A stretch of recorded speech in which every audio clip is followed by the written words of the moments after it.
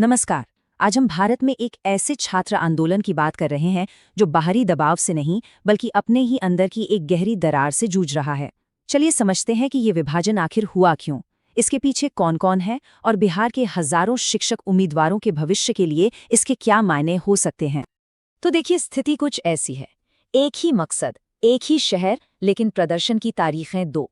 ये अपने आप में एक बड़ा सवाल खड़ा करता है कि एक ही लक्ष्य के लिए जो आंदोलन शुरू हुआ था वो आज दो अलग अलग रास्तों पर क्यों खड़ा है। जी, ये है एक विभाजित विरोध, और ये बीपीएससी टीआरई 4 आंदोलन के लिए एक बहुत ही नाजुक मोड़ पर आया है।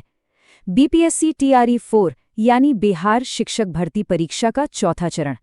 ये वो अभियान है जो हजारों उम्मीदवारों के लिए रोजगार के अवसर की लड़ाई लड़ रहा है।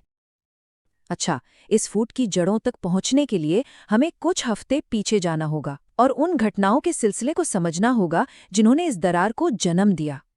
तो देखिए, हुआ ये कि 27 जनवरी को छात्र नेताओं ने मिलकर सरकार को एक अल्टीमेटम दिया, लेकिन 2 फरवरी को जब बीपीएससी का कैलेंडर आया तो उसमें टीआरई 4 का कोई जिक्र ही नहीं था।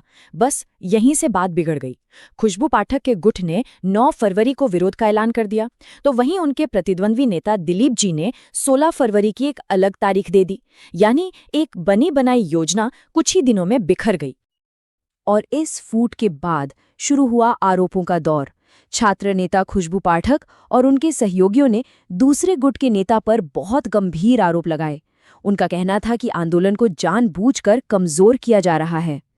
सबसे बड़ा आरोप यही है कि प्रतिद्वंदी नेता सिर्फ अपना चेहरा चमकाने के लिए, यानी कि खुद को बड़ा दिखाने के लिए, पूरे आंदोलन को दांव पर लगा रहे हैं।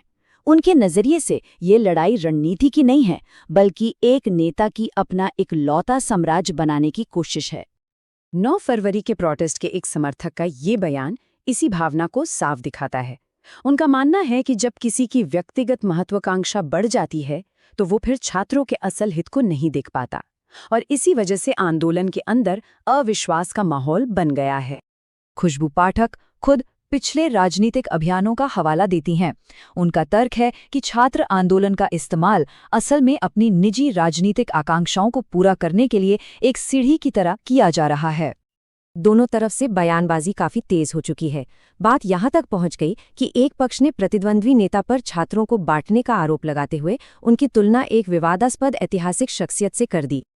लेकिन इस पूरी लीडरशिप की लड़ाई के बीच ये याद रखना बहुत जरूरी है कि इस आंदोलन की वजह क्या है।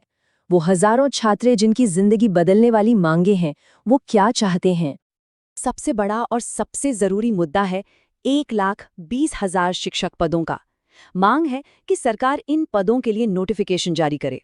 सोचिए, ये एक ऐसी संख्या है जो हजारों उम्मीदवारों के करियर का सवाल है। और सिर्फ यही नहीं, इसके अलावा राज्य शिक्षक पात्रता परीक्षा यानी स्टेट के लिए नोटिफिकेशन की मांग है। कंप्यूटर साइंस की 26,000 खाली सीटों को भरने की बात है। उम्र में 10 साल की छूट और फिजिकल एजुकेशन टीचर के पदों के लिए भी नोटिफिकेशन की मांग की जा रही है। तो जब इतना सब कुछ दांव पर लगा है तो सवाल फिर वही आके खड़ा हो जाता है कि क्या इस विभाजन को खत्म किया जा सकता है? क्या एकता की कोई उम्मीद बची है? आंदोलन के बाहर से भी आवाजें उठ रही हैं। गुरु रहमान जैसे सम्मानित शिक्षक हैं और भी कई लोग हैं जो छात्र नेताओं से अपील कर रहे हैं कि वे अपने मतभेद भुलाकर एक कॉमन मकसद के लिए साथ आएं। लेकिन एकता के इन अपीलों के जवाब में खुशबू पाठक का गुट साफ कहता है कि वो तो एक मंच पर आने के लिए तैयार हैं, पर सवाल दूसरे पक्ष पर उठाते हैं।